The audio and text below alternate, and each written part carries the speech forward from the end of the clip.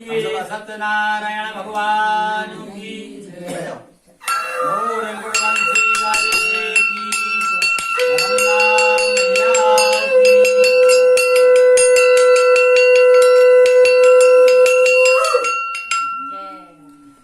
ओम नारायणं नमस्कृत्य नरं चैव नरोत्तमं देवीं सरस्वतीं व्यासं ततो जयमुदीरयेत्। भगवान वेदव्यास जी ने भगवान सत्यनारायण की कथा स्कंद पुराण में दी है और वही कथा सत्यनारायण कथा के रूप में हमें दुकानों में प्राप्त होती है। आज आपके यहाँ पर भगवान सत्यनारायण का मार्गशीर्ष पूर्णिमा पर प्रस्तुत किया जा रहा है। कथा सुनिए। भगवान की अभी पूजन संपन्न हुई और पहले अध्याय में प्रारंभ नैमिषारण्य से कथा प्रारंभ होती है। एक बार नैमिषारण्य तीर्थ में अनेक ऋषि मुनि एकत्रित हुए। वहां पर सूजी महाराज का आगमन हुआ। तीर्थाटन करते हुए नैमिष में एक बार सूत आगमन पर किया ऋषियों ने सत्कार। नैमिषारण्य में जब सूजी महाराज का आगमन हुआ, सारे ऋषियों ने उनका सम्मान किया और प्रश्न किया, दे करके आसन आस पास है बहुत दुखी जन। क्या प्रश्न किया उन्होंने पूछा, महाराज सारे लोग जो है आसपास हमसे जो संपर्क में सारे लोग दुखी हैं। नाना योनि सबत पन्ना पत्यंते पाप कर भी, सारे लोग दुखी हैं अपने पाप कर्मों के कारण। तो माया मोह ग्रसित हैं सारे, भोग रहे हैं कष्ट विचारे। सारे लोग माया मोह में ग्रसित होने के कारण बहुत दुखी हैं। आप कृपा करके ऐसा सरल उपाय बताएं, सभी मनुष्य सुखी हो जाएं। ऐसा उपाय बताइए कि संसार के सारे प्राणी सुखी हो जाएं। बोले सूत विष्णु समझाया और नारद को जो मार्ग सुझाया। और सूजी महाराज कहते हैं, अरे भक्तों संतो, तुमने बहुत उत्तम प्रश्न किया है। इसी प्रकार से एक बार नारद जी ने भगवान विष्णु से प्रश्न किया था, वही प्रसंग हम बताते हैं। बोले सूत विष्णु समझाया, विष्णु भगवान ने किसे समझाया? नारद जी को समझाया। वही प्रसंग बताते हैं। तो एक बार नारद जी घूमते घूमते अपने मृत्युलोक में आए।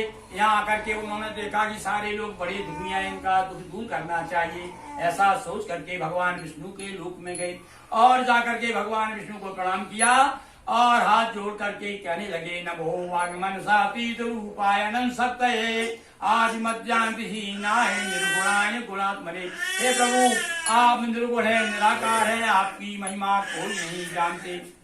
वही प्रसंग सुनो मन लाए, जिससे कष्ट दूर हो जाए। अब भगवान ने क्या बताया?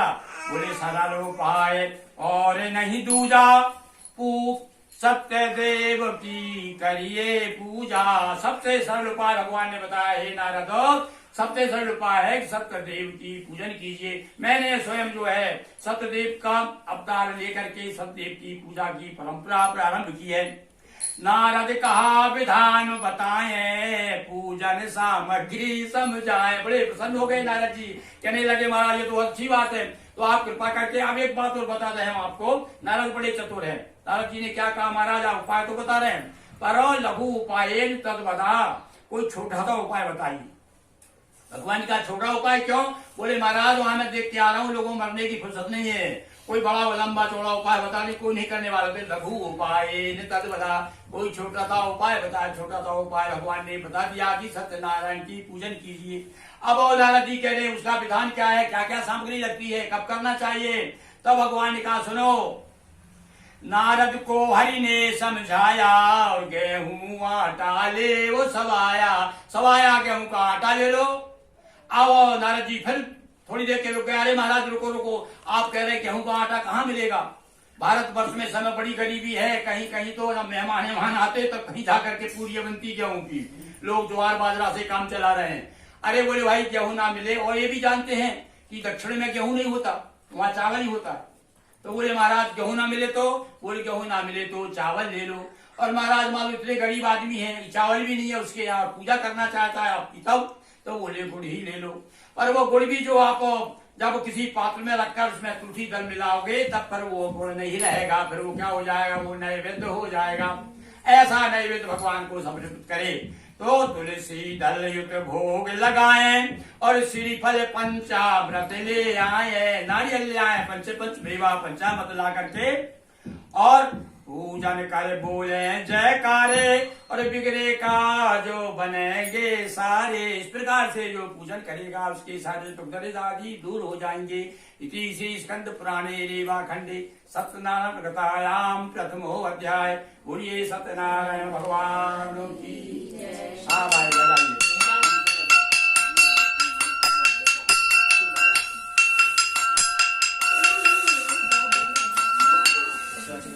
बोलिए सत्यदेव भगवान की। काशी जी का विप्र एक सतानंद था नाम, जीवन यापन के लिए भिक्षा वृत्ति काम। अब एक ब्राह्मण की कथा शुरू करते सूजी महाराज कहते हैं सुनिए। हम कथा सुनाते आगे भगवान सत्यनारायण की। दूसरा अध्याय क्या है, इस दूसरे अध्याय में कथा प्रारंभ होती है काशी जी से। काशी जी में एक बड़ा गरीब ब्राह्मण रहता था।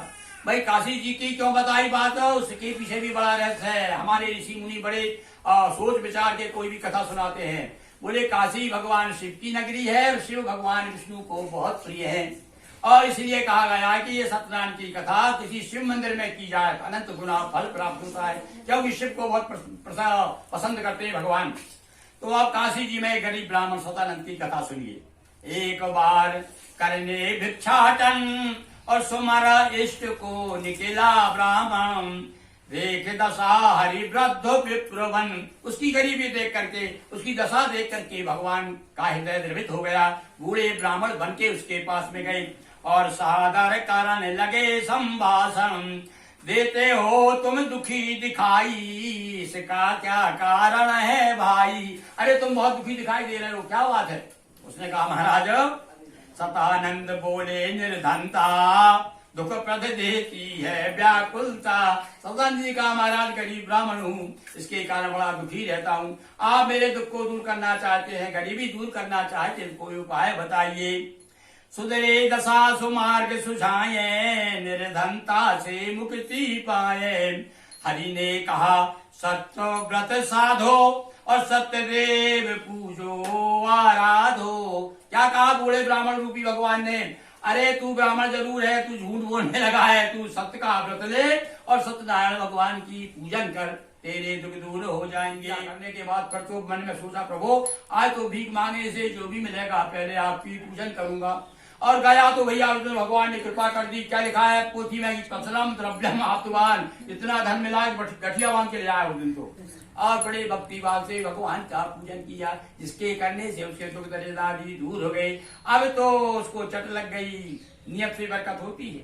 तो लिखा है मासी मासी व्रतम कृतम। अब हर महीना भगवान का पूजन हो रहा है। जीवन भर करते रहे विप्र कथा हर मास, कहा सूत ने और भी सुनो भी इतिहास। सूत जी कहते भाई और कुछ सुनना चाहते हो, ऐसा ये पंडित था, ऐसा जो ब्राह्मण सदानंद जी अपने जीवन भर भगवान की पूजा करके मैं सतलोक को जाता गया। सब लोग कहने लगे अरे महाराज बहुत अच्छी कथा सुना रहे हैं, आप तो और सुनाइए, और कौन कौन ने पूजन किया।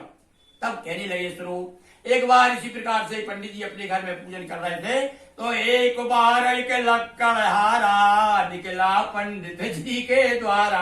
पंडित जी के घर के तरफ सामने से एक पंडित और निकला भीड़, और भगवान की पूजन हो रही थी। उसने सोचा चलो पूजन देख रुका, द्वारे पर जिज्ञासा बस पूछा जाकर के पंडित जी से पूछा कि महाराज ये कौन से देवता है, किसकी पूजा हो रही है, क्या कर रहे मुझे बतलाओ, साथ साथ प्रतिफल समझाओ। हाँ भैया, अब देखो भाई अपन तो बाल बच्चे वाले हैं, बिना मतलब के कोई काम करते नहीं, बात मतलब की ना हो मतलब से निकाल।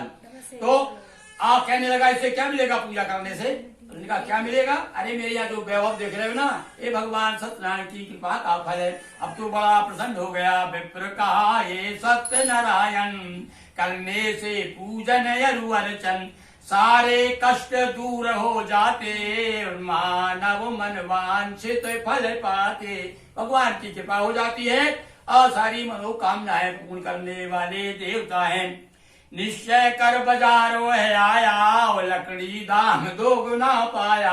और उसने प्रसाद लिया, पानी पिया, लकड़ी इकट्ठा सब पे रखा और बड़ी कॉलोनी में, अपनी जैसी कॉलोनी थी उसमें आ गया।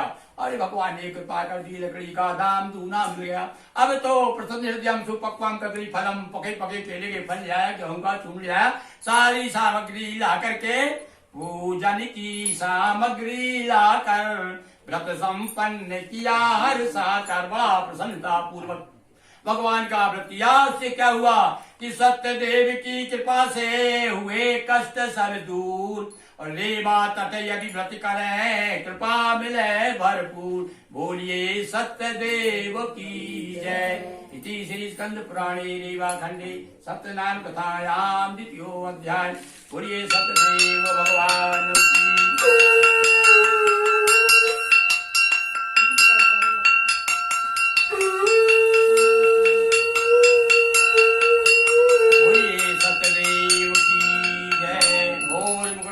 वाले की जय। नर्मदा मैया की जय। श्री सत्यनारायण कथायाम तृतीयो अध्याय। भगवान की कथा का तीसरा अध्याय। कहा सूत जी ने सुनो ऋषियों नव आख्यान। उल्का मुख साधु वणिको दोनों निसंतान। अब एक कथा सुनाते हैं। सूत जी कहते हैं अब एक राजा की कथा बताते हैं। उल्का मुख नाम का राजा था, इसकी संतान नहीं थी, आवा संतान नहीं थी। तो किसी ने बताया होगा विधान।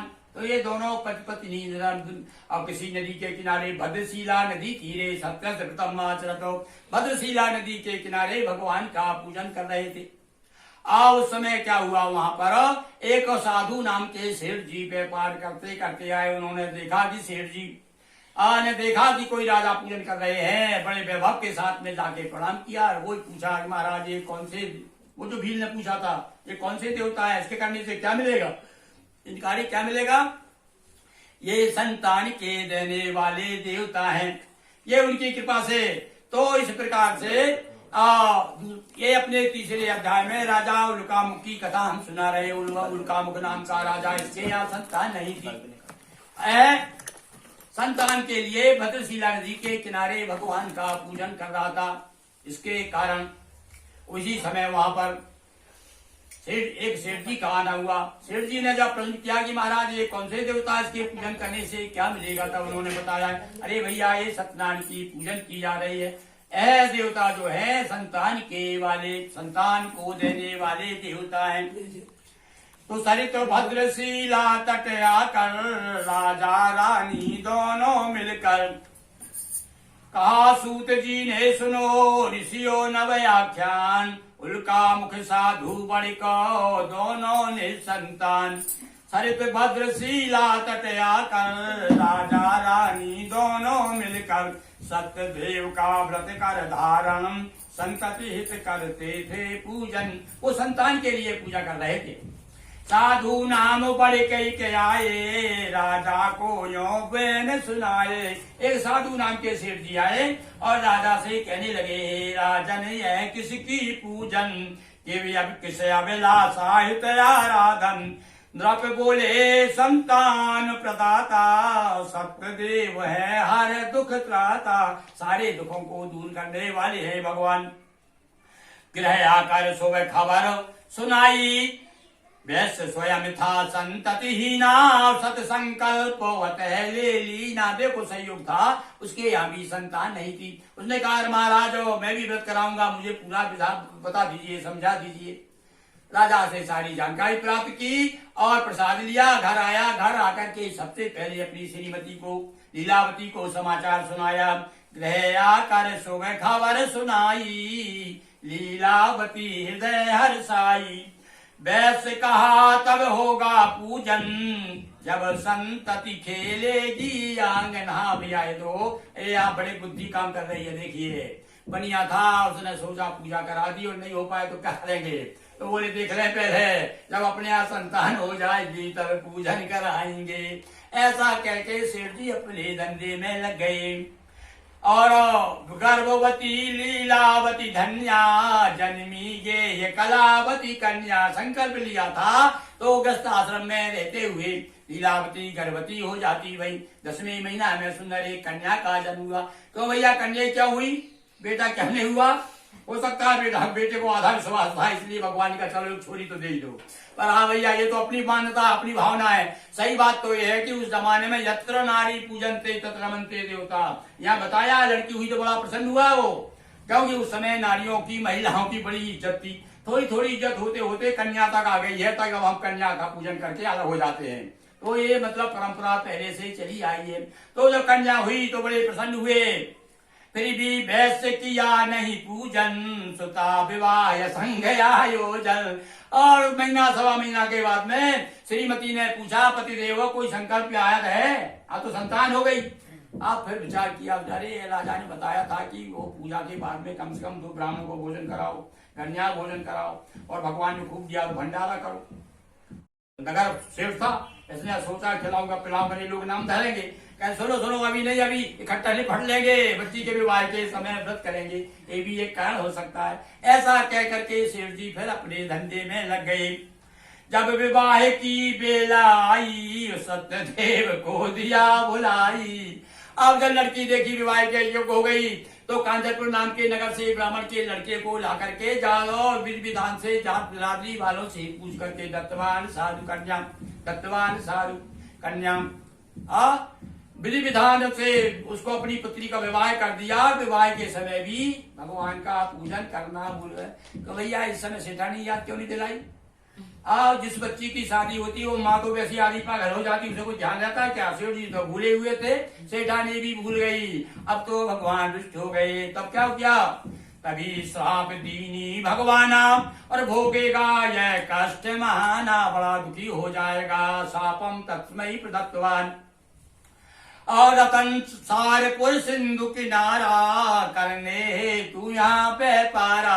अब सेठ जी तो भैया जमाई आ गए थे, जमाई का झूठ साथ सिखाते तुमको चलो व्यापार करने हमारे साथ, और जाकर के रतन सारपुर नाम के नगर में जाके व्यापार करने लगा। अब श्राप तो दी थी भगवान की, श्राप ने काम शुरू किया। क्या हुआ? बड़े को जमाई को संग लाकर और जब तो व्यापार हुआ हर्षा कर, एक बार नृपग्रह चोरी कर, देखे दूत भगे सब तस्कर। आओ इधर चोरी करके जो दूत चोर भगे, दूतों ने देख लिया राजा की। अब तस्कर भगे, चोर भगे, जाकर के कहा भगे? जहाँ दोनों ससुर जमाई ठहरे हुए थे, जहाँ रुके थे ससुर जमाई, और गए सभी धन वहां गिराई। सारा धन छोड़ करके भाग गए। चोर समझ दोनों को पकड़े, बेड़ी तथा हथकड़ी जकड़े। पकड़ के राजा के सामने खड़ा कर दिया। कहा महाराज हमने चोरों को पकड़ लाए हैं, उनको हथकड़ी बेड़ी डाल के जेल में डाल दिया, जितना धन था खजाने में जमा कर दिया। और इधर जेल में सहे कसाले, उधर गे खाने के लाले। इधर तो ये स्थिति जेल में जेल भोग रहे हैं। अब सूजी महाराज कहते हैं उधर चले जरा, क्या हो रहा है मेहतारी बेटी की लीलावती कलावती का क्या हो रहा है? तो बोले वहां तो भैया जितना धन था चोरों ने चुरा लिया, और जो थोड़ा बहुत बचा था ना तो आदि व्याधि समायुक्ता पास आदि दुखता, बीमारी ने घेर लिया, बीमारी में चला गया, इलाज भी कराया, सब चला गया उसमें। और भैया हमारे यहाँ जो बीमारी है, बीमारी को पाप का फल माना जाता है। गांव में आज भी कहावत है, पुण्य की जड़ पाताल में और पाप की जड़ अस्पताल में।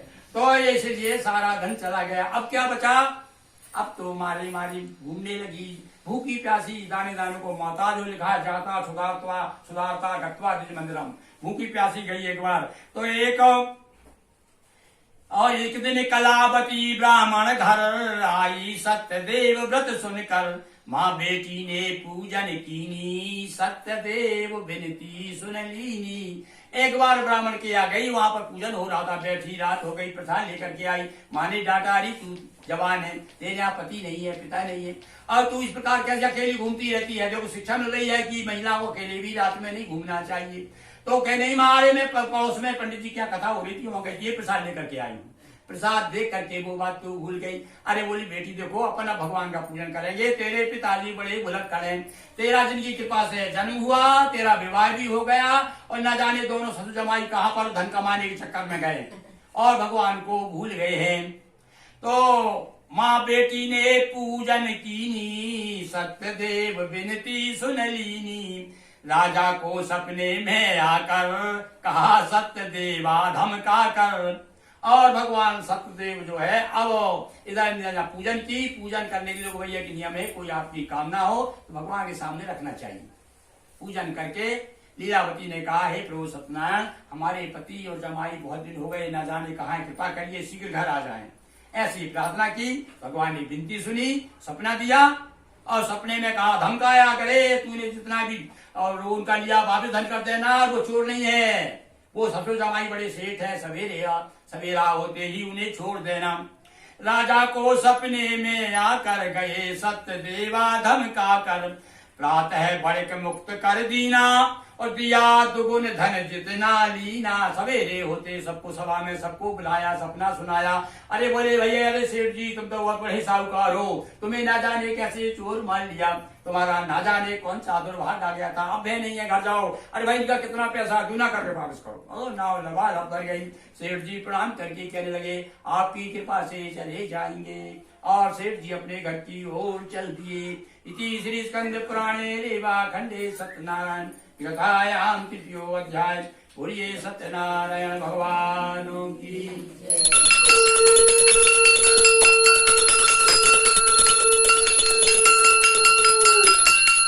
बोलिए सत्यदेव भगवान की। गौर नर्मदा मैया की। अब भगवान की कथा का चौथा अध्याय प्रारंभ हो रहा है। प्रचुर द्रव्य ले सेठ जी चले आपने देश। सत्यदेव तब आ गए धर दंडी का वेश। सेठ जी चल दिए अपने नगर की ओर चले। इतने में भगवान ने थोड़ी परीक्षा ली उसकी। उसने कुछ ब्राह्मणों को दान दक्षिणा दी। इतने में बाबा जी बन के आ गए भगवान। ए बोले सेठ क्या है नाम है? सेठ कहता है महाराज मुद्रा में तुम की बख्शी, मुद्रा चाहिए क्या? अरे कुछ नहीं है, सत्यदेव साधु बन आए और साधु से यो वचन सुनाए। देखिए भगवान तो साधु बने हैं और ये सामने ये भी साधु खड़ा है। ये नकली साधु, इसका नाम ही साधु है। सेठ का नाम साधु था ना, तो साधु ने साधु से वचन सुनाए। कहा जा रहे हो क्या लाए? सेठ लता पत्ता बतलाए। बोले मिलेगा बाबा को कुछ? बोले महाराज कुछ नहीं है। घबरा गया कहीं राजा जोगी अगंजल इनकी उल्टी डरते भी हैं लोग साधु महात्माओं से। महाराज कुछ नहीं है, मेरी नाम है लता पत्ता भरे। भगवान का अच्छा बेटा सब कुछ नाम में रखा हुआ है, मेरे मुझे दिखाने की लता पत्ता फैला दिए। लता पत्ता है देख भाई, देखो मैं साधु बन के आया हूँ। और साधु क्या पहचान है? दे उसका भी भला, जो ना दे उसका भी भला। तो मैं अपनी तरफ से कुछ नहीं कहूंगा। तेरा ही वचन सत्यो सत्यम भवतु ते वचा। तेरे ही वचन सत्यो ऐसा ही हो वचन सुना कर। गए बैठ सागर तट जाकर। भगवान समुद्र के किनारे जाके बैठ गए। ऐसा कह गए जा ऐसा ही हो, और ऐसा ही हो यानी कैसा हो गए वैसा ही वैसा, यानी साहब नाव में लबालब लता पत्ता हो गए। अब तो सेठ जी नाव जरा ऊंची उठी है, देखी बोले कहीं ऐसा ना हो बाबा जी की बात सही हो जाए। और जो टटोर के जिधर देखा उधर लता पत्ता। अब भैया बनियों की जान तो पैसों में होती है। बेहोश हो गए सेठ जी। ससुर जमाई समझदार थे, पानी के छींटे ही थे मारे। ओ पिताजी चिंता मत करो। अरे जो महाराज आए थे ना, साधु लोग ब्राह्मण लोग भजन करते रहते हैं, आशीर्वाद देते हैं। और गुस्सा हो जाए तो कभी कभी बद्दुआ भी दे देते हैं, उन्हीं का श्राप है। अब मरता क्या ना करता। अभी कहा था महाराज आगे देखो यहाँ लता पत्ता है। अब आंखों से आंसू की बह रही, आंखों आंसू की धार बह रही है। और दंडवत भूमौ पुनः औंधा जाके गिर गया और माफी मांग रहा है। मांगी क्षमा कहा अपराधा। प्रभु प्रसन्न हो इच्छित साधा। दूत भेज कर खबर जताई। कुशल आ रहे सहित जमाई। तब भगवान प्रसन्न हुए और कह दिया जा इस बार तुझे क्षमा करता हूँ। नाव लबाला फिर से भर गई और कहने लगा देखो लाला जी देखो भगवान ने कृपा कर दी। भगवान की पूजन करके जय जयकार करते हुए आगे चले, थोड़ी दूर चले, उनका नगर दिखाई देने लगा। अरे बोल लाला जी देखो अपने गांव के पास आ गए। एक दो नौकरों को बुलाया, दूतों को जाओ खबर करो सेठानी को, हम जल मार्ग से आ रहे हैं, तुम जल्दी जाकर के सूचना दे कि सारे लोग कुशल है। जमाई राजा भी आ रहे हैं, सारे लोग सब मजे में हैं। उसी समय दोनों माँ बेटी सत्यदेव पूजन पर बैठी। अब जिस समय दूत आकर के समाचार दिया और उस समय महतारी बेटी दोनों पूजन कर रही थी। सेठ आगमन समाचार सुन, बोली कलावती से मागुन, जाती हूँ करने पति दर्शन, नाना तू समाप्त कर पूजन। हे बेटी, मैं अपने पति से मिलने जा रही हूँ, तू जल्दी आना। और देखो भाई, उसने ये नहीं कहा, जमाई भी तो आ रहा था ना, तो भाई हमारे यहाँ तो ज्यादा सम्मान सनत जमाई को देना चाहिए, पर जमाई नहीं कहा। उसने क्या कहा, पति से मिलने जा रहे हो। और जो पति का नाम लिया तो लड़की का पति भी तो आ रहा था। अब बूढ़ी मिलने जा रही है और जवान बैठी है, उसका मन लगेगा क्या? और टन मंडन करके जल्दी से पूजा समाप्त करती और वो भी चल दी उधर भगवती से मिलने के लिए। अब क्या हुआ, जल्दी में प्रसाद को त्यागा और आई मिला ना पति अनुरागा। और पति नहीं मिले, वहां नाम में बैठे हुए थे, भगवान ने नाम को डुबा दिया। कलावती कन्याना विलोकम निजम पतिम। और बड़ी दौड़ के गई थी कि पति से मिलने जा रहे हूँ, और क्यों जल्दी जल्दी में प्रसाद लेना भूल गई। रुष्ट देव ने नाव डुबाई और डूबी नाव समेत जमाई। दुखी हुआ साधु परिवारा, सुता मरण हृदय विचारा। सारे लोग बड़े दुखी हो गए, गोद में बिठा लिया लड़की को, रोने लगी। ना जाने कौन से देवता का कोप हो गया। हे भगवान सत्यनारायण, आपकी माया कौन जान सकता। इधर लड़की ने देखा, भैया उस जमाने में तो पत्नियां पति के साथ सती हो जाती, अब तो कलयुग आ गया, घोर कलयुग। अब तो क्या है, पति मार के सती हुई। अब तो ये उसने खुद ही जहर खिला दे और खुद ही आके दहाड़ मार के रोने लगे कि बड़ी बहुत बड़ी पतिव्रता है। किंतु भैया उस जमाने तो जो है पत्नियां पति के साथ सती हो जाया करती थी। तो उन्होंने लड़की ने देखा मेरा पति नहीं है, तो खड़ा होने करके डूबने का मन बना लिया। अब बुढ़ापे में देखा बाप ने, एक तो संतान हुई मर रही है, बड़ा दुखी हो गया। हाथ जोड़ कहना, ये तो सत्यनाथ हमसे कोई अपराध बन गया है, आप कृपा कीजिए, हम आपकी पूजन करेंगे। इस प्रकार से जब प्रार्थना की, भगवान ने आकाशवाणी हुई, तेरी बेटी जो है प्रसाद त्याग के चली आई, प्रसाद लेकर के आई, इसका पति मिल जाएगा। तुरंत लड़की गई, प्रसाद लेकर के आई और अपने पति को प्राप्त किया। वैश्य विनय सुने न विकला, हुई तभी तत्काल, त्याग दिया प्रसाद को अतः हुआ ये हाल। और तुम्हारी पुत्री ने प्रसाद त्याग दिया है। आई लौट प्रसाद ले और ऊपर आई नाम, सत्यदेव जय बोल सबो, पहुंचे अपने ठाव, बोलिए सत्यदेव की जय। सब लोग भगवान का पूजन करके और अपने घर आ गए, और घर आकर के नीमत सतदेव की पूजन करके अंत में सतलोक को जाते भई। इति श्री स्कंद पुराणे रेवा खंडे सत्यनारायण कथायाम चतुर्थो अध्याय। बोलिए सत्यदेव भगवान की।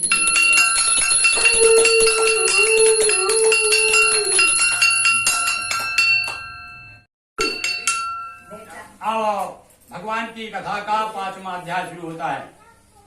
तुम ध्वल श्रद्धा सहित रहित त्यागा सत्य प्रसाद, तुम गज ध्वज श्रद्धा रहित त्यागा सत्य प्रसाद, इसीलिए कुछ समय तक पाता रहा विखार। अब एक राजा की कथा सुना रहे सूजी कि एक राजा था तुंगाध्वज नाम का, इसने भी भगवान का प्रसाद त्याग के बड़ा दुख उठाया। एक बार राजा शिकार खेलने के लिए वन में गया, एक गया हित नरको बन एक बारा, और गया किए वन जीव सहारा, श्रमित वृक्ष भटके या नीचे, कर विश्राम रहा दृढ़ नीचे।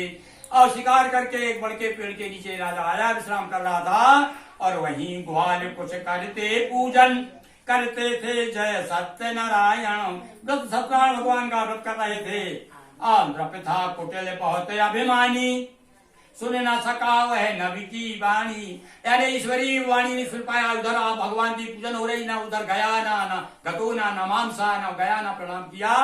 और ग्वालों दिया प्रसाद न पाया, तो रत सत्य की देखो माया। ग्वाल वालों ने प्रसाद लाके रख दिया, और जब प्रसाद भी इसने त्याग दिया, तब तो क्या हुआ, मिली सूचना धन परिवारा, छोड़ गया भौतिक संसारा। और उसे पता चल गया कि मेरा उसका रात बार धन सब कुछ बराबर हो गया है। अब तो बड़ा दुखी हो गया, मन में विचार किया, करे ये तो हो सकता है मैंने अभी अभी भगवान की प्रसाद का त्याग किया है, अब चलना चाहिए, प्रायश्चित करना चाहिए। अब ये कथा हमें यह बताती है कि यदि कोई हमसे अपराध बन जाए तो हम क्षमा मांग लें भगवान से, प्रायश्चित कर लें तो भगवान क्षमा कर देते हैं।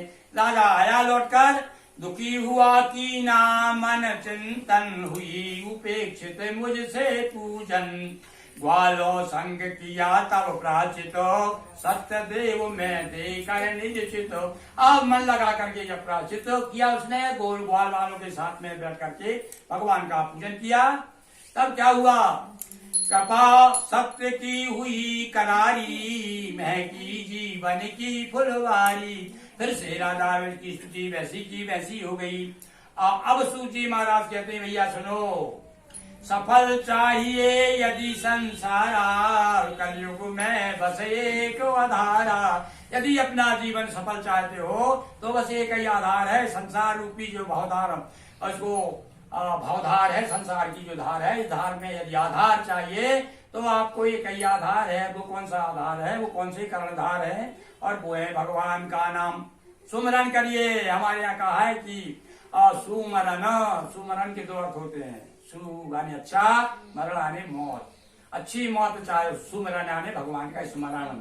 तो अच्छी मौत चाहते हैं, मरते समय जीवन कष्ट से ना निकले, हाय पैसा करते हुए ना मरे, तो आप सुमरन किया करें। तो इसलिए कहा कलयुग में बसेगी भगवान की पूजन का विशेष महत्व है। सत्य आचरण को अपनाए और सत्य देव की कथा कराए। हाँ, केवल कथा नहीं भाई, कथा से व्यथा दूर नहीं होगी, तो बोले व्यथा दूर कब होगी, साथ साथ में सत्य हमारे जीवन में भी उतरना चाहिए। ज्यादा नहीं, थोड़ा सा आ जाए, जैसे कि बल्ब को एक ही मतलब 0 पावर का वो उजाला कर देता है, तो इतना ही यदि थोड़ा भी सत्य लाएगा ना तो भी हमारा जीवन जगमग हो जाएगा। जो प्रमुख सत्य आराधक, अगला जन्म श्रवण के। अब सूची महाराज कहते हुए लगे, हाथ सुन लो, अब आप सुनाते हमको। भगवान की पूजन विशेष फलदायी है, जो इस पूजन को करेगा और धनी दुख प्राप्त करेगा, धनी धन प्राप्त करेगा, और जो जेल में फंसा हुआ है, बंधन में फंसा हुआ, वो मुक्त हो जाएगा, फिर भयभीत भय से मुक्त हो जाएगा। ऐसा ही भगवान का व्रत है। इसलिए भगवान की पूजन में किसी प्रकार की ढिलाई नहीं करना चाहिए। अब सूत जी कहते हैं, अब सुनाते हैं जिन्होंने भगवान का पूजन किया उनका दूसरा जन्म क्या हुआ, सुनिए। सतानंद जी हुए सुदामा, कृष्ण भक्ति पाया निज धामा। और जो पंडित जी काशी जी में पैदा हुए थे, दूसरा जन्म हुआ उनका। हमारे यहाँ तो लिखा है जन्म जतन करा ही, अंतराम कहीं आवत नहीं। दूसरा जन्म कहाँ हुआ उनका, बोले गुजरात में हुआ। गुजरात में कहाँ हुआ, पोरबंदर में। वहां पर उनका नाम सुदामा हुआ। पोरबंदर का नाम भैया पहले सुदामापुरी था, तो यहाँ पर सुदामा जी। अब देखो आप गांधी जी को देखो, आप दूसरे ऐसे लगते हैं सुदामा ही हो, कपड़े होते हुए सब उतार दिए थे उन्होंने। तो कोई तो कहते हैं सुदामा के अवतार है, पोरबंदर में हुए, तब तो इतना बड़ा काम कर लिया उन्होंने, किसका बस की बात थी। ए भैया पूर्व जन्म की तपस्या काम करती है। तो यहाँ पर काष्ठभार ग्रह हुए निखादा, राम भक्ति से मिटा विखादा। और जो लकड़ी बेचने वाला भील था, भगवान ने दूसरे जन्म में उसे राजा बना दिया। कौन का, भीलों का राजा बन गया, निखाद राज। और इसकी कथा बड़ी विचित्र है। हम आपको एक इसकी चौपाई सुनाते हैं, बड़े काम की चौपाई है निखाद राज की। चित्रकूट में चांदनी रात है, भगवान सोए, नीचे जमीन पे पत्ते बिछे हुए हैं, उस पर सो रहे हैं। क्यों सो रहे सभी मालूम है कि ये तो राजा के लड़के थे, पर इधर मारे फिर रहे हैं। तो इधर दरवाजे पे इधर निखाद राज कुल्हाड़ा लेकर डटे हैं, और इधर लक्ष्मण जी पहरा दे रहे हैं। आपस में बातचीत, रात काटना किसी तरह से दिन है, तो आपस में बातचीत हो रही। तो निखाद राज को बड़ा दुख हुआ कि हाय जो राम थे, सीजों पर सोने वाले, जमीन पर सोए हुए हैं, पत्तों का बिछोना डाले। आंखों से आंसू आ गए, रोने लगा। तब उन्होंने क्या समझाया लक्ष्मण जी ने, लक्ष्मण गीता है अयोध्या कांड में। तो एक चौपाई में इसलिए जरूर बताता हूँ कि ये अपने काम की चौपाई है।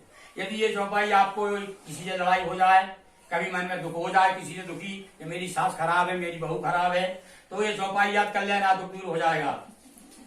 बोले कोई किसी को दुख नहीं देता, ना सास बहू को, ना बहू सास को, ना बेटा बाप को देता है, तो कौन दुख देता है? बोले काहू न को सुख दुख कर दाता, कोई किसी को सुख देने वाला नहीं है, और भाई गलत बात नहीं है, कोई हो तो बता देना आकर के मुझे कि ये बात गलत है, और ना किसी को कोई दुख देने वाला, कौन दुख देता फिर। बोले निज कृत कर्म, अपने किए हुए कर्म भोग सब भ्राता। कुछ तो पिछले कर्म, कुछ यही कर्म, अपनी वाणी से कुछ भी बोलोगे तो फिर पिटोगे, सीधी बात है। नहीं तो इसलिए वाणी सुधारोगे, आप अपनी वाणी से मीठा बोलोगे तो आपको वैसा मिलेगा। सुखो तुलसी मीठे वचन से सुख पे जचा गुड़। तो ये बात केवल कहने की नहीं है, जीवन में उतारने की बातें हैं, तो आदमी सुखी हो जाएगा। तो ऐसे वो निखार राज हुए, उस निखार को भगवान ने अपना करके मोक्ष को प्रदान करवाया उसे। और उनका मुख दशरथ नरपुराई, जिनके पुत्र हुए रघुराई। और जो उल्काम के नाम के राजा थे, दूसरे जन्म में राजा दशरथ हुए, उनके पुत्र के रूप में भगवान राम आए। और हमारे साधु महाजन, मोरध्वज बन पुत्र समर्पण। और जो साधु नाम के, हमारे क्यों कहा, ये हमारे जैसे ये झूठ बोलने वाले, वो भी झूठ बोलता था, हम भी यही काम करते हैं। तो इसलिए मैंने कहा हमारे साधु महाराज क्या हुए, बोले इनको भगवान ने राजा बना दिया, दूसरे जन्म में राजा मोरध्वज हुए। और भैया उस समय भी बड़ी कठिन परीक्षा दी भगवान ने। अब तो बड़ा कठिन है, अपन तो केवल कह ही सकते हैं, कोई भी मुझे नहीं चाहिए जो मुझे ही मार करके और शेर को खिलाना चाह रहा। सही बात। पर बाप मेहतारी दोनों ने, राजा रानी ने पुत्र को आरे से आधा चीर करके और कह दिया जाओ इसको, आधा तो शेर को खिला दिया और आधा जो है भवन में ऊपर रखो, राजमहल में डाल दो। जो ही उधर भेजा, आंख में आंसू आ गया, माँ तो माँ होती है। तो भी तो नकली साधु थे, भगवान बन के गए थे और खड़े हो गए, हम चलो जाओ यहाँ से, तुमको मन से तुम दान भी करो तो मन से देना चाहिए, दान दक्षिणा भी खुशी खुशी, और नहीं तो हाँ पंडित जी आ गया और अपने मन में नहीं हो रहा, जब निकाल के दे रहे हैं, वो फलीभूता तो पंडित को होगा वरना उसको होगा। तो क्या हमको नहीं चाहिए, क्यों, ये तो रानी ने जो आंखों में आंसू आ रहे हैं, इसने मन से जो है दान नहीं किया है, अपने पुत्र को अर्पण नहीं किया है। रानी ने कहा कि महाराज ऐसी बात नहीं है, मुझे यह सोच करके दुख हुआ कि मेरे पुत्र का एक अंग तो काम में आ गया और दूसरा सड़ेगा महलों में, तो यह देख करके मेरे मन में दुख हो गया। तो ऐसी बड़ी विचित्र कथा है। तो ऐसे ही राजा मोरध्वज हुए और स्वाम्भु मनु तुंगध्वज राजा, भगवत कर्म समारे काजा, ग्वाल बाल की चर्चित यारी, मित्र हुए इनके बनवारी। और जो ग्वाल बाल जो थे, जो कथा बढ़ के पेड़ के नीचे कर रहे थे, भगवान के भगवान के दामा श्री दामा मित्र हुए जाकर के और असुरों को मारने में सहायक हुए। और स्वाम्भु मनु थे वो राजा तुंगध्वज हुए। इस प्रकार से भगवान सत्यनारायण की कथा है। तो सत्य पूर्ण परमात्मा और सत्य विष्णु का रूप, सत्य देव का व्रत करें पाए शांति अनूप। बोलिए सत्यदेव की जय। श्री स्कंद पुराणे रेवाखंडे सत्यनारायण कथायाम पंचमो अध्याय। बोलिए सत्यनारायण भगवान शुभ कार्य हो, कोई भी शुभ काम हो, गृह प्रवेश हो, दुकान का प्रवेश हो, जन्म दिवस हो, सुबह ब्रह्म शुभ कार्य हो या कि मांगलिक कार्य और ग्रस्त आश्रम के लिए यह पूजन अनिवार्य। बोलिए सत्यदेव की जय। लक्षणम पदम दृष्टम मात्राहीनम च भवेत् तदो क्षम्यतां देव प्रसीदो परमेश्वर। चलिए हवन की तैयारी कीजिए। स्वाहा स्वाहा स्वाहा स्वाहा स्वाहा स्वाहा स्वाहा स्वाहा स्वाहा स्वाहा स्वाहा स्वाहा स्वाहा। ओम जयंती मंगला काली भद्रकाली पालिनी दुर्गा क्षमा शिवा धात्री स्वाहा। सुधा नमस्ते स्वाहा। तुमने अभी एक कपड़ा फाड़ा था ना सफेद, मेरा वीडियो मत बनाओ, फोटो खींचो। ओम जय लक्ष्मी स्वामी जय लक्ष्मी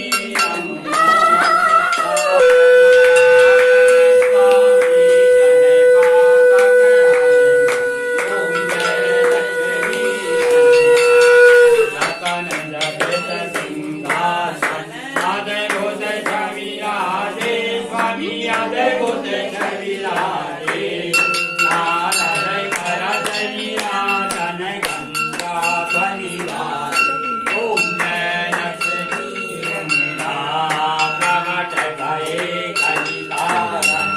जय को दर्शइयो स्वामी देव जय को दर्शइयो पूरो ब्राह्मण बन के पूरो ब्राह्मण बन के कंचन में लगियो ओम जय लक्ष्मी रमना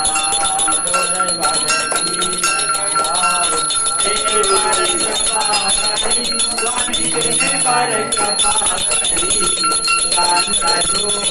के राजा के राजा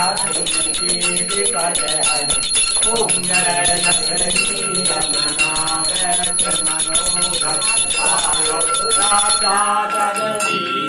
स्वामी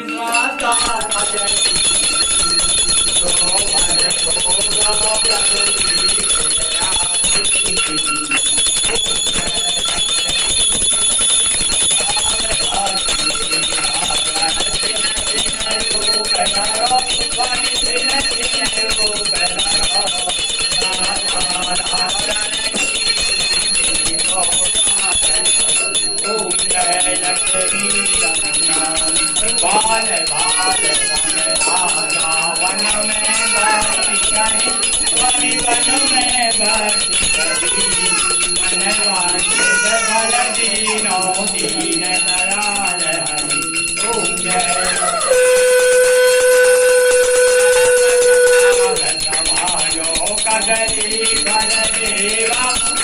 का गली